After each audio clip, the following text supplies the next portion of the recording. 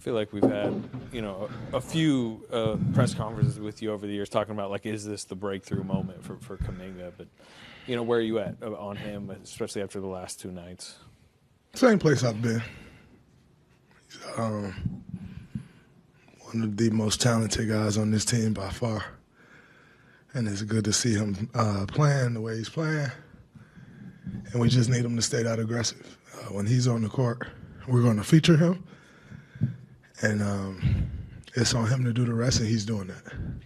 And he's more than capable. And he'll continue to get better, and he'll continue to do more. How challenging? I mean, it seems like we, again, in the past we've had these conversations, and then sometimes it kind of waxes and wanes a little bit. I mean, how committed do you guys need to remain to, like you said, featuring him? We're always committed to that. He's on the floor with me. Even when he's on the floor with Steph, we're all looking for him. Like, it's not just like it's one of us guys who doesn't shoot the ball as much. When he's on the court, we all want to get him the ball. And it's on him to keep that mindset to come get the ball. And it's on him, no matter what happens, continue to try to score the basketball. We don't, he had 3 assists tonight. That's cool. If I'm honest, we don't need him to have much more than that. Go score the basketball. And that's what he's doing for us. Obviously, Steve's praised him, but he's also at times pointed out things that he should do differently, and very pointedly recently, don't need those mid-range jumpers with 12 seconds on the clock. How have you seen Kuminga kind of deal with this? Do you think it's been just the normal progress for a young player, or is it a little different just because of all the talent he has? Where's his mind been, do you think? I saw what he said before. He's strong. He don't waver. Stays the course. He don't complain. He just stayed the course. And so his mind is great. You go through things in this league. The path to the top for everybody is, I don't think really for anyone, but I know for everyone it's not linear. There's dips and peaks, and then you dip. And that's the nature of the game we play. You got a lot of great guys in this league.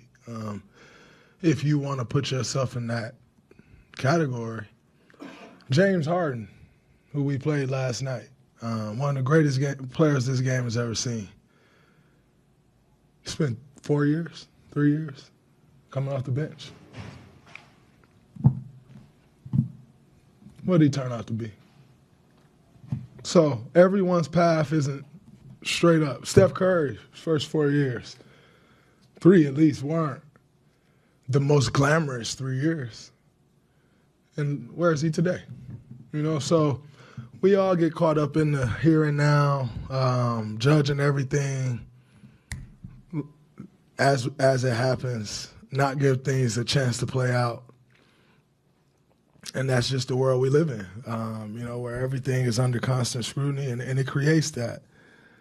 But I just hope that he stay committed to his process on his path to greatness. If he stays committed to his process, which I have zero doubt that he will be great. On another guy, it's small sample size, but Schroeder certainly had not been shooting the ball great. Didn't shoot the ball great in this game until the very end.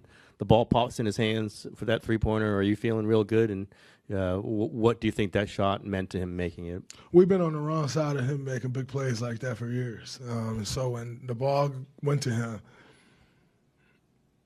when he took the shot, we all knew that they had a chance. You look at the plays he made down the stretch. It wasn't just that play. It was the layup. It was the three, coming up with the loose ball, then getting the free throws. His defense, he was great.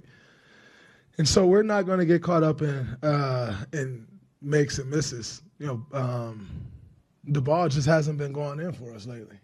We started off the season hot, and we're in a patch right now where the ball ain't really going in our favor. But we stayed the course. Our defense gave us a chance, and when we needed to knock down shots in the end, we did. You've been a big champion publicly of Kuminga.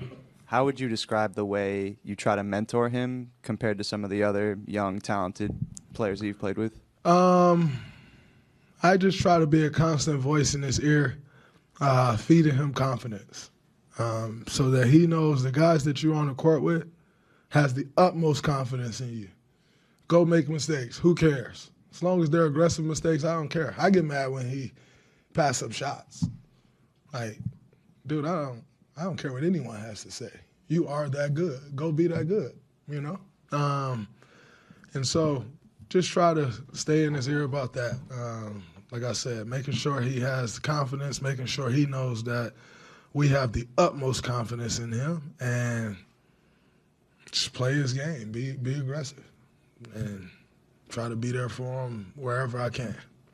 You mentioned you guys being in a rough patch shooting the ball. Obviously, you've had a few games like this late in the stretch where you've been in it, lost it late. From a confidence standpoint, I know it's just one game, but can this be a pretty significant one to have a game like this pull out the way it did with guys stepping up the way they did who've been struggling? When I look at where the season turned, it turned in San Antonio and Brooklyn, those back-to-back games. That was a turning point. There's no reason why this can't be a turning point to turn back. But you got to build on it, though. It just don't happen. You're not out of the woods. We're 16 and 15. So we got to put some wins together. I think we're capable of doing that. But to get one, kind of get the monkey off your back is good. And you obviously guarded Kevin on that, mid-post bucket, or I guess miss, but I should say. But you've obviously guarded him a ton in his career. From a scoring ability, obviously he's one of the best ever. But what about his game from that standpoint stands out to you the most? I mean, there's no bad shot for him. He's 7 feet, dribble the ball like point guards, shoot the ball like shooting guards, dunk the ball like centers. He do everything. And so just try to be physical, try to make him take a tough shot. I was able to – he got the shot he wanted. What he wanted, the left hand pull up. Like that's what the shot he wanted. And I knew that's the shot he wanted. So my mindset was just to make sure I timed it up and got a good contest. I wasn't going to stop him from getting to the spot without fouling, And so I just wanted to make sure I stayed close enough in distance to get a good contest. Because if you're a little behind, like I said, he's 7 feet, so it don't affect his shot. You have to be right on him in order to get a contest to where it affect him at all. And yet and still, you can get that same contest and he still make it. So I was happy with the contest that I got, but more happy with the fight that Trace and Dennis had to come up with that rebound.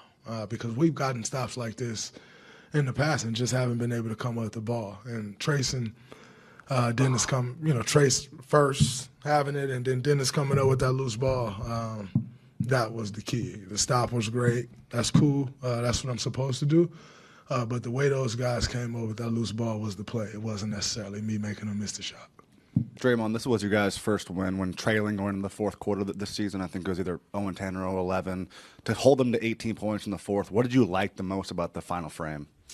I just thought our aggressiveness, we didn't fall into easy switches. They were trying to get to switches to get certain matchups they like, and we stopped for just falling into those switches. And the guys who were supposed to be guarding the KDs, the Brads, stepped up and took on those challenges. And both of those are two of the best scorers in this league, has been for the better part, last 10 years for Brad, and KD for the last 15 years.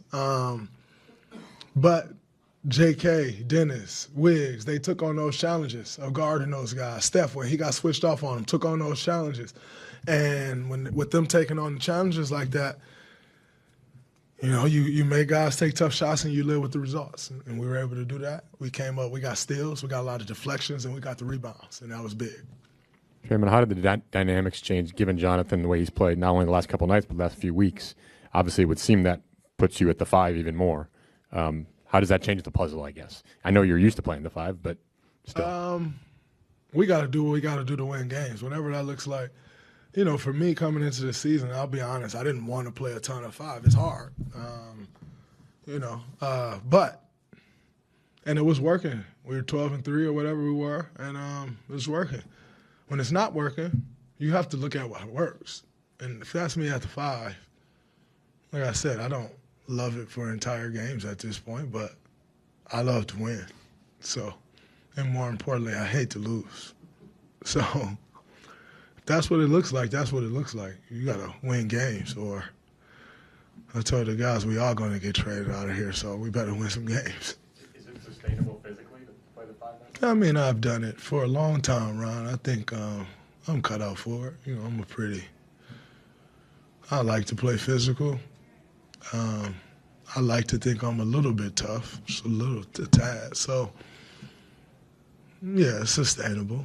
It doesn't feel the best, but I'll make it happen. Mike's caught you kind of lightning into Buddy Hield tonight. We heard about Steph kind of, having the player meeting the other day. How much right now is it on you two? Are you just trying to light a fire under this team a little bit? For sure. As a leader, you have to try different methods. Sometimes you go to a guy, sometimes you don't. Buddy, I've played with Buddy now for 30 games. Trying to learn what makes him tick, you got to try different methods. Like I said, some guys you go to, Jonathan Kuminga, I go to, and I say, hey, this is what I need you to do. Look at this way, and he'll go do it. If I yell at him, I don't think he's going to do it. He ain't going to listen. He's going to get out of here, right? Steph, sometimes I go to him, sometimes I yell at him. He reacts to both.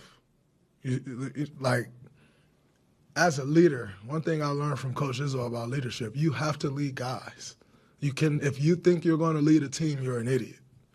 You have to lead guys that make up a team. But leading someone doesn't look the same as leading the next guy.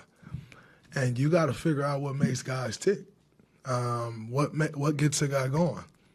And so I'm still figuring that out, and to go at Buddy the way I did, we needed that in that moment. We're flat. We just turn the ball over, lock in. And that's no shot at Buddy. Dennis was at me the other day. He's been here for 2 weeks, and he was at me the other day. Great. It is what it is. Slow-mo called me out the other day. Dre, we getting punked. That's on you. Got you. No problem, right? Mike's catch everything today, but I don't care. Because anything I'll say it right into the mic. I don't give a damn. So it was needed. And we need Buddy Hield to play great. We need Buddy Hield to make shots. And we have all the confidence in the world that Buddy will make shots. But we got a post feed and you got a 6-foot guy on you, get the ball there. It's simple. We're 16 and 15. We don't love this. So do we just keep doing the same thing and sit back on our hands like, oh, it's going to change at some point, or do you make it change? I know what it looks like to win. I know what it takes to win. So as a leader, it's on you to figure out what it takes to help this team win. And if that's mixing it up with a guy every now and then, if that's yelling, then you do that. But don't be the guy that can't be yelled at, and I'll never be that guy. A teammate yell at me, great. I may say something back. Oh, well, guess what? Buddy said something back to me. We're not dictators. It's just what you say doesn't go and everyone has to listen. No, he said something back. I said something back. He said something back. I said something back. Great. And we moved on, and that's how it's got to be. It's not always going to be peaches and cream. Whoever thinks that are idiots. Lost 3 in a row. And we have a turnover in a critical part of the game where we need to get a good shot. Let's get that shot. I've happened to play a lot of championship basketball, a lot of meaningful basketball.